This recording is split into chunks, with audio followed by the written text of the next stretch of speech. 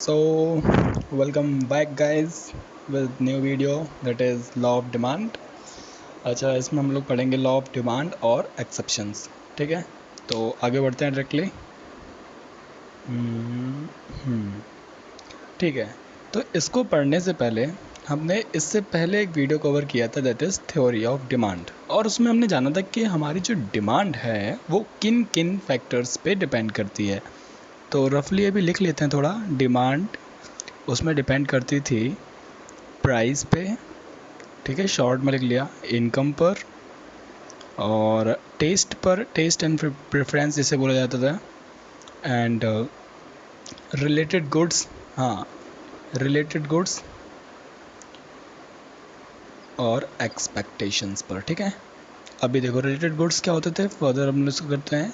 ये होते थे सप्लीमेंट्री गुड्स और कॉम्प्लीमेंट्री गुड्स। कॉम्प्लीमेंट्री गुड्स क्या होते हैं, जैसे कि एक दूसरे के पूरक, इंक और मार्कर हुआ। अगर मार्कर की प्राइस में राइज होता है यानी प्राइस बढ़ता है तो मार्कर को लोग कम खरीदेंगे, और मार्कर को लोग जब कम खरीदेंगे तो इंक की जो डिमांड है वो भी कम होगी, यानी कि इंक की डिमांड डाउन हो जाएगी। ठीक है, ये होता है कि अगर एक की डिमांड बढ़ती है तो दूसरे, एक की प्राइस बढ़ती है तो दूसरे की डिमांड डाउन हो जाती है। अच्छा, सप्लीमेंट्री गुड्स क्या होते हैं, पेप्सी हो गया और कोक हो गया। ठीक है, अब पेप्सी और कोक हो गया, दोनों कोल्ड ड्रिंक्स ही हैं। अगर किस पेप्सी की डिमांड बढ़ती है, पेप्सी की सॉरी डिमांड नहीं, प्राइस अगर बढ़ता है तो हम लोग क्या करेंगे, हम लोग कोक को पीना स्टार्ट कर देंगे, है ना, कोक ले लेंगे हम लोग पेप्सी की जगह। तो एक चीज़ देख रहे हो कि जैसे ही पेप्सी ने अपना प्राइस बढ़ाया, कोक की डिमांड बढ़ गई ऑटोमेटिकली, है ना। तो सब्सटीट्यूट जो सप्लीमेंट्री गुड्स होते हैं इनमें क्या होता है, रिलेशन पॉजिटिव होता है कि ये बढ़ेगा तो ये भी बढ़ेगा। क्लियर। तो अभी इसको हल्का सा रफ करते हैं। ठीक है, इसको रफ किया। ठीक है, अभी हम लोग देखते हैं,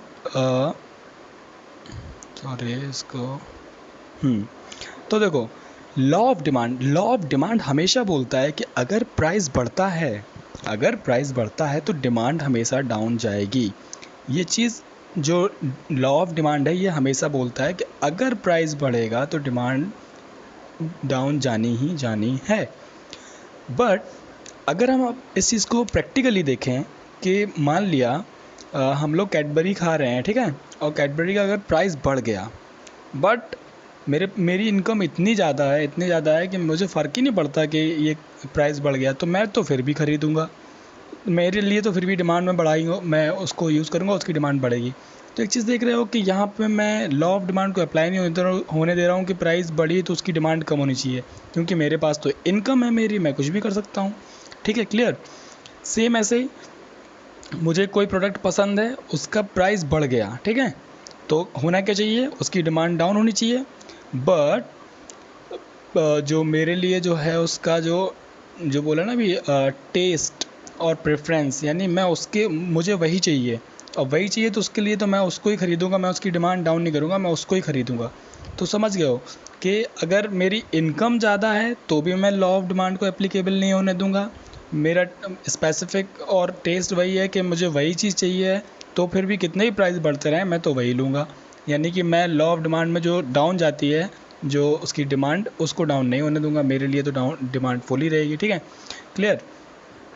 और एक्सपेक्टेशंस जो होती हैं इसको अभी जब आगे पढ़ेंगे तो जानेंगे हल्का सा, क्योंकि इसको पहले जान चुके हैं, इसका लंबा फिर वो एक्सप्लेनेशन हो जाएगा। ठीक है, तो अब देखो लॉ ऑफ डिमांड को एक बार जानते हैं है क्या। अकॉर्डिंग टू दिस लॉ, अच्छा ठीक है, एक पहले इसको जानते हैं कि अब देखो यहाँ पे हम लॉ ऑफ डिमांड को अप्लाई नहीं होने दे रहे हैं, ठीक है, तो ये कब होगा अप्लाई।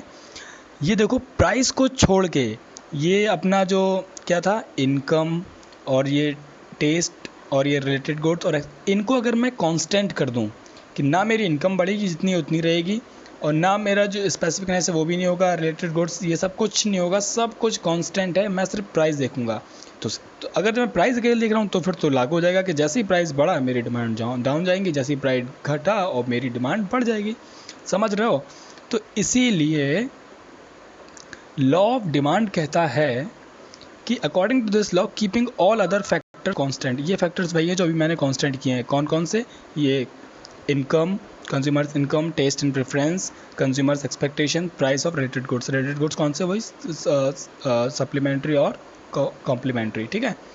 तो according to this law, keeping all other factors constant, if the price of commodity increase, अगर प्राइस इंक्रीज होता है, it's quantity demanded will decrease. इन अगर प्राइस इंक्रीज होता है तो उसकी क्वांटिटी डिमांड डिक्रीज होती है।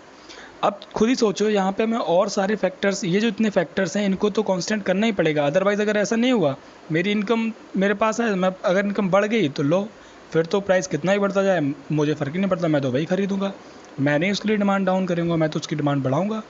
समझ रहे हो क्या कहना चाह रहा हूँ? क्लियर। तो thus it shows a inverse relationship between price and quantity demand. तो लॉ ऑफ डिमांड ने सीधा बोला है कि सारे फैक्टर्स को कांस्टेंट रखते हुए अगर किसी कमोडिटी का प्राइस बढ़ता है तो उसकी डिमांड डाउन जाएगी। क्लियर। और ये क्या है, इनवर्स रिलेशन है कि एक बढ़ रहा है तो दूसरा घट रहा है। क्लियर। तो यहाँ पे ख़त्म होता है ये।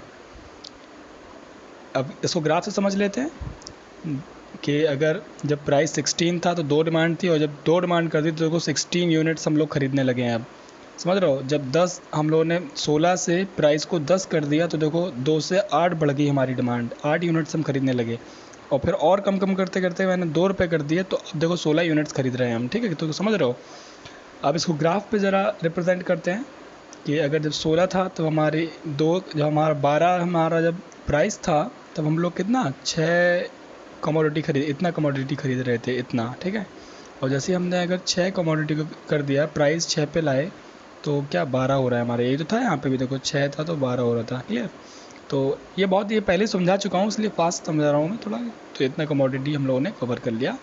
तो यहाँ पे इतना जब प्राइस कम हुआ तो इतना हमारा कमोडिटी का जो है हमारी डिमांड बढ़ गई। क्लियर। एक्सेप्शंस हैं, कहाँ कहाँ लॉ ऑफ डिमांड लागू नहीं होगा। गुड्स हैविंग प्रेस्टिजियस वैल्यू, जैसे कि ये है गोल्ड है, डायमंड है, ये सब चीज़ें क्या है, ज्वेलरी है, ये सब क्या है हम लोग का स्टेटस बनाती हैं। तो कितना ही महंगे हो जाए हम लोग तो खरीदेंगे। तो यहाँ पे ये नहीं है कि महंगा हो गया तो कम होगा, यहाँ पे महंगा हो गया तो हम लोग डिमांड भी उसकी बढ़ाएंगे ही, चलेगी भाई। गिफ्ट गुड्स क्या होते हैं, इन्फीरियर गुड्स होते हैं जो सस्ते होते हैं। ठीक है, तो उन पे क्या होगा, जैसी पेमेंट बढ़ेगी हम लोग और ज़्यादा खरीदेंगे उसको, समझ रहे हो। जैसे उसका प्राइस बढ़ा तो हम लोग और ज़्यादा उसको खरीदने लगेंगे। क्लियर। जैसे कि लो क्वालिटीज़ ऑफ एप्पल्स हैं। ठीक है, अब प्राइस जैसे बढ़ेगा तो क्या होगा, उस पर ये नहीं आएगा उसकी डिमांड कम हो जाएगी, उसको हम लोग और ख़रीद लेंगे। क्लियर, कि आगे फर्दर और ना बढ़े। स्पेकुलेटिव मतलब ये जो हम लोग ज़मीन खरीदते हैं, हम लोग जो स्टॉक मार्केट में शेयर्स खरीदते हैं, इनका कितना भी प्राइस बढ़ा दे कोई, हम लोग खरीदेंगे, क्योंकि हम लोग को लगता है कि आगे चल के ये और ना बढ़ जाए। ठीक है, ये तो स्टैगनेंट तो होता नहीं है, ये हमेशा वेरिएबल रहता है। तो सबको लगता है कि ये ज़मीन के प्राइस आगे जाके ना बढ़ जाए या शेयर्स के प्राइस आगे जाके ना बढ़ जाए, तो यहाँ पे कितने भी प्राइस हों हम लोग खरीदेंगे। तो यहाँ इसका मतलब यहाँ पे लॉ ऑफ डिमांड नहीं लगता है। ठीक है। हैबिचुएटेड गुड, हमें जो जिसकी हैबिट है, जैसे कि ये तीनों चीज़ें हैं, इनकी कितना भी प्राइस बढ़ा दो, जब मुझे खाना है तो मैं खाऊंगा ही। नेसेसरी गुड्स, जो हमारी नेसेसिटी बेसिक नीड्स हैं उनको तो पूरा करना ही है, कितना भी प्राइस बढ़ जाए। In case of war and emergency, अगर वॉर और इमरजेंसी है तो उस टाइम पे तो क्या होता है, ना इम्पोर्ट हो रहा है सामान किसी देश के अंदर, ना एक्सपोर्ट हो रहा है, तो क्या होगा उस टाइम पे कि अगर प्राइस बढ़ गया ऐसे आज वीट का, तो हम लोग उससे खरीदेंगे ही ज़्यादा, क्योंकि आगे चल के और ना बढ़ जाए। ठीक है, तो यहाँ पे भी लॉ ऑफ डिमांड नहीं लग रहा है कि अगर लॉ ऑफ डिमांड लगता तो क्या होता है कि प्राइस बढ़ गया तो हम उसका डिमांड कम कर देंगे, लेकिन डिमांड बढ़ता ही बढ़ता है, क्योंकि लोगों को ये लगता है कि आगे जाके और महंगा ना हो जाए। क्लियर। और दूसरा यही इग्नोरेंस, जैसे कि अभी लॉकडाउन के टाइम में क्या चल रहा है कि कितना भी, जैसे डिटॉल का सैनिटाइज़र है, अगर उन्होंने प्राइस महंगा भी कर दिया तो लोग देख नहीं रहे हैं, इग्नोर कर रहे हैं, और इग्नोर करते करते क्या उसकी डिमांड बढ़ा ही रहे हैं। समझ रहे हो, तो उसकी डिमांड बढ़ ही रही है। ऐसा तो है नहीं कि प्राइस उन्होंने बढ़ाया तो अब वो अगर 25 का भी कर दें तब भी लोग देख ही नहीं, इग्नोर कर रहे हैं, लोगों को पता ही नहीं है रेट। ठीक है, फ्यूचर एक्सपेक्टेशन, भाई लोगों को लगता है आगे जाके कोई चीज़ महंगी ना हो जाए, तो उस चक्कर में भी लोग खरीदते रहते हैं। Clear. It is all, I think. Yeah, so seeking your support, like, share and subscribe please guys. Thank you.